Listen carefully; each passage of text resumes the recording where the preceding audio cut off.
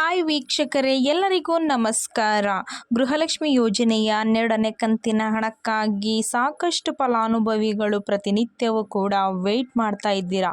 ನಮ್ಮ ಬ್ಯಾಂಕ್ ಖಾತೆಗೆ ಇಂದು ಸಹ ಹಣ ಜಮಾ ಆಗಿಲ್ಲ ಅಂತ ಸಾಕಷ್ಟು ಫಲಾನುಭವಿಗಳು ಕಮೆಂಟ್ನ ಕೂಡ ಮಾಡ್ತಾ ಇದ್ರಿ. ಇಂತಹ ಪ್ರತಿಯೊಂದು ಫಲಾನುಭವಿಗಳಿಗೆ ಕೊನೆಗೆ ರಾಜ್ಯ ಸರ್ಕಾರದಿಂದ ಗೃಹಲಕ್ಷ್ಮಿ ಯೋಜನೆಯ 12ನೇ ಕಂತಿನ ಹಣ ಜಮಾ ಆಗ್ತಾ ಇದೆ. ಸಚಿವೆ ಲಕ್ಷ್ಮಿ ಹೆಬ್ಬಾಳ್ಕರ್ ಅವರು ಮತ್ತು ಹಣಕಾಸು ಇಲಾಖೆಯಿಂದ ಪ್ರತಿಯೊಂದು ಫಲಾನುಭವಿಗಳಿಗೆ ಒಂದು ಭರ್ಜರಿ ಗುಡ್ ನ್ಯೂಸ್ನ ಕೊಟ್ಟಿದ್ದಾರೆ. ಇದರ ಜೊತೆಗೆ ನಾಳೆ ಶನಿವಾರ ಸೆಪ್ಟೆಂಬರ್ 28ರಂದು 4 ಹಂತಗಳಲ್ಲಿ ಕರ್ನಾಟಕದ ಜಿಲ್ಲೆಗಳಿಗೆ ಹಣನ ಜಮಾ ಮಾಡ್ತಾ ಇದ್ದಾರೆ. ಹಾಗಾದರೆ ಆ ಒಂದು ಜಿಲ್ಲೆಗಳು ಯಾವುದು ಮತ್ತು 12 ಮತ್ತು 13ನೇ ಕಂತಿನ ಹಣ ಯಾವ ಜಿಲ್ಲೆಗೆ ಬರ್ತಾ ಇದೆ ಅಂತ ನಾನು ನಿಮಗೆ ತಿಳಿಸ್ಕೊಡ್ತಾ ಇದ್ದೀನಿ. ಅದಕ್ಕಿಂತ ಮೊದಲು ನೀವೇನಾದರೂ ಇನ್ನೂ ನನ್ನ ಕೂಡ ಚಾನಲ್ನ ನೀವು ಸಬ್ಸ್ಕ್ರೈಬ್ ಮಾಡಿಲ್ಲ ಅಂದರೆ ಪ್ರತಿಯೊಬ್ಬರು ನನ್ನ ಚಾನಲ್ನ ಸಬ್ಸ್ಕ್ರೈಬ್ ಮಾಡಿಕೊಳ್ಳಿ.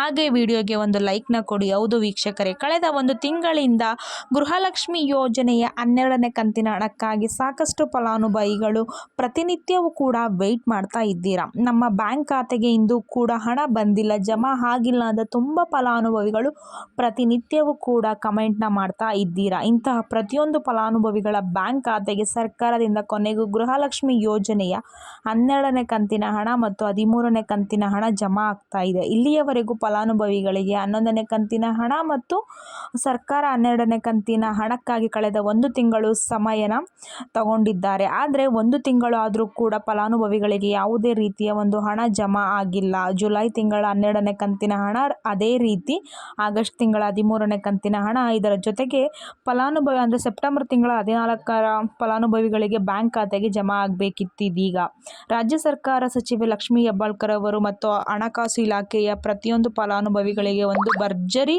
ಗುಡ್ ನ್ಯೂಸ್ನ ಕೊಟ್ಟಿದ್ದಾರೆ. ಕೊನೆಗೂ ಫಲಾನುಭವಿಗಳ ಬ್ಯಾಂಕ್ ಖಾತೆಗೆ ಒಟ್ಟು 6,000 ಹಣನ ನಾವು ಜಮಾ ಮಾಡಬೇಕು. ಅದರಲ್ಲಿ ಇಲ್ಲಿ ಫಲಾನುಭವಿಗಳಿಗೆ 4,000 ಹಣ ಬರುವಂತಹ ಸಾಧ್ಯತೆ ಇದೆ. ಆದರೆ ಫಲಾನುಭವಿಗಳಿಗೆ 12 ಮತ್ತು 13 ಕಂತಿನ ಹಣದ ಜಮಾ ಮಾಡುವುದಕ್ಕಾಗಿ ಹಣಕಾಸು ಇಲಾಖೆ ಪ್ರತಿಯೊಂದು ಗೃಹಲಕ್ಷ್ಮಿ ಯೋಜನೆಯ ಫಲಾನುಭವಿಗಳಿಗೆ ಒಂದು ಭರ್ಜರಿ ಗುಡ್ ನ್ಯೂಸ್ನ ಕೊಟ್ಟಿದ್ದಾರೆ. ನಾಳೆ ಶನಿವಾರ ಅಂದರೆ ಸೆಪ್ಟೆಂಬರ್ 28ರಂದು ಕರ್ನಾಟಕದ ಜಿಲ್ಲೆಗಳಿಗೆ 12 ಮತ್ತು 13ನೇ ಕಂತಿನ ಹಣನ ಜಮಾ ಮಾಡ್ತೀವಿ ಅಂತ ತಿಳಿಸಿದ್ದಾರೆ. ಶನಿವಾರ ಬ್ಯಾಂಕ್ ರಜಾ ಇದ್ದರೂ ಕೂಡ ಫಲಾನುಭವಿಗಳಿಗೆ ಅಂದರೆ ಏನಿದೆ TBT ಮೂಲಕ ಹಣನ ಜಮಾ ಮಾಡ್ತೀವಿ ಅಂತ ಹಣಕಾಸು ಇಲಾಖೆ ತಿಳಿಸಿದೆ. ಯಾಕಂದರೆ TBT ಮೂಲಕ ಹಣನ ಜಮಾ ಮಾಡ್ತೀವಿ ಅಂತ ಹಣಕಾಸು ಇಲಾಖೆ ತಿಳಿಸಿದೆ. ಯಾಕಂದರೆ TBTಗೆ ಹಣನ ಸರ್ಕಾರ ಒಂದು ಸಲ ಕಳಿಸಿದರೆ ನಿಮ್ಮ ಬ್ಯಾಂಕ್ ಖಾತೆಗೆ ಯಾವುದಾದರೂ ಒಂದು ದಿನ ಹಣ ಜಮಾ ಆಗುತ್ತೆ. ಬ್ಯಾಂಕ್ ರದ್ದು ದಿನ ಇದ್ದರೂ ಕೂಡ ಫಲಾನುಭವಿಗಳಿಗೆ ಬ್ಯಾಂಕ್ ಖಾತೆಗೆ ಹಣ ತಲುಪುತ್ತದೆ ಅಂತ ಸರ್ಕಾರದಿಂದಲೇ ಒಂದು ಮಾಹಿತಿಯನ್ನು ಕೊಟ್ಟಿದ್ದಾರೆ. ಮತ್ತೆ ವೀಕ್ಷಕರೇ, ಪ್ರತಿಯೊಂದು ಜಿಲ್ಲೆಗಳಿಗೂ ಒಂದೇ ಸಲ ಹಣನ ಜಮಾ ಮಾಡೋದಕ್ಕೆ ಆಗೋದಿಲ್ಲ. ಅದೇ ಒಂದು ಕಾರಣಕ್ಕೆ ಕರ್ನಾಟಕದ ಜಿಲ್ಲೆಗಳನ್ನು 4 ವಿಭಾಗಗಳಾಗಿ ಮಾಡಿ ಹಂತವಾಗಿ ಸರ್ಕಾರ ಹಣನ ಜಮಾ ಮಾಡ್ತಾ ಇದೆ. ಇಲ್ಲಿ ಮೊದಲ ಹಂತದಲ್ಲಿ ಯಾವ ಜಿಲ್ಲೆಗಳಿಗೆ ಹಣ ಜಮಾ ಆಗ್ತಾ ಇದೆ ಅಂದರೆ ಬಾಗಲಕೋಟೆ, ಬೆಳಗಾವಿ, ವಿಜಯಪುರ, ಧಾರವಾಡ, ಗದಗ, ಹಾವೇರಿ, ಉತ್ತರ ಕನ್ನಡ ಈ 7 ಜಿಲ್ಲೆಗಳಿಗೆ ಮೊದಲ ಹಂತದಲ್ಲಿ ಹಣ ಜಮಾ ಆಗ್ತಾ ಇದೆ.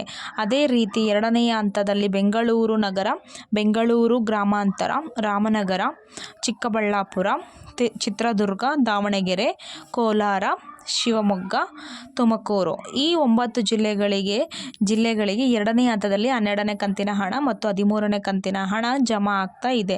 ಮತ್ತು ಮೂರನೆಯ ಹಂತದಲ್ಲಿ ಬಳ್ಳಾರಿ, ಬೀದರ್, ಕಲಬುರಗಿ, ಕೊಪ್ಪಳ, ರಾಯಚೂರು, ಯಾದಗಿರಿ, ವಿಜಯನಗರ ಈ 7 ಜಿಲ್ಲೆಗೆ ಮೂರನೆಯ ಹಂತದಲ್ಲಿ ಹಣ ಜಮಾ ಆಗ್ತಾ ಇದೆ.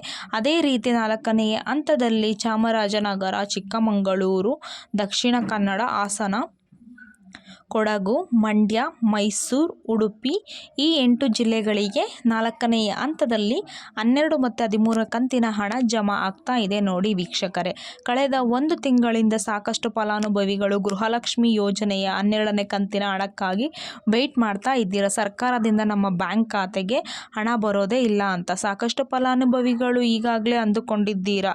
ಇಲ್ಲಿ ಸಚಿವೆ ಲಕ್ಷ್ಮಿ ಹೆಬ್ಬಾಳ್ಕರ್ ಅವರು ಹಾಗೂ ಹಣಕಾಸು ಇಲಾಖೆಯಿಂದ ಪ್ರತಿಯೊಂದು ಗೃಹಲಕ್ಷ್ಮಿ ಯೋಜನೆಯ ಫಲಾನುಭವಿಗಳಿಗೆ ಸರ್ಕಾರ ಹಣನ ಜಮಾ ಮಾಡ್ತೀವಿ ಅಂತ ತಿಳಿಸ್ಕೊಟ್ಟಿದ್ದಾರೆ.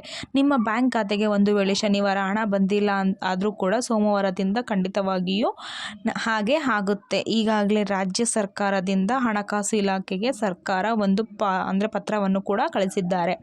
ಆದರೆ ಫಲಾನುಭವಿಗಳಿಗೆ ಗೃಹಲಕ್ಷ್ಮಿ ಯೋಜನೆಯ ಒಟ್ಟು 3 ಕಂತಿನ ಹಣ ಅಂದರೆ 12, 13 ಮತ್ತು 14ನೇ ಕಂತಿನ ಹಣನ ಜಮಾ ಮಾಡಬೇಕಾಗಿದೆ. ಆದಷ್ಟು ಬೇಗ ಗೃಹಲಕ್ಷ್ಮಿ ಯೋಜನೆಯ ಪ್ರತಿಯೊಂದು ಫಲಾನುಭವಿಗಳಿಗೂ ಒಟ್ಟು 3 ಕಂತಿನ ಹಣ ಅಂದರೆ 6,000 ಹಣ ಜಮಾ ಮಾಡುವುದಾಗಿ ತಿಳಿಸಿಕೊಟ್ಟಿದ್ದಾರೆ. ಆದರೆ ನಿಮ್ಮ ಬ್ಯಾಂಕ್ ಖಾತೆಗೆ ಒಟ್ಟಿಗೆ 6,000 ಹಣ ಜಮಾ ಆಗೋದಿಲ್ಲ. ಬದಲಿಗೆ 12 ಮತ್ತು 13ನೇ ಕಂತಿನ ಹಣ ಜಮಾ ಆಗುವಂತಹ ಸಾಧ್ಯತೆ ತುಂಬಾನೇ ಇದೆ.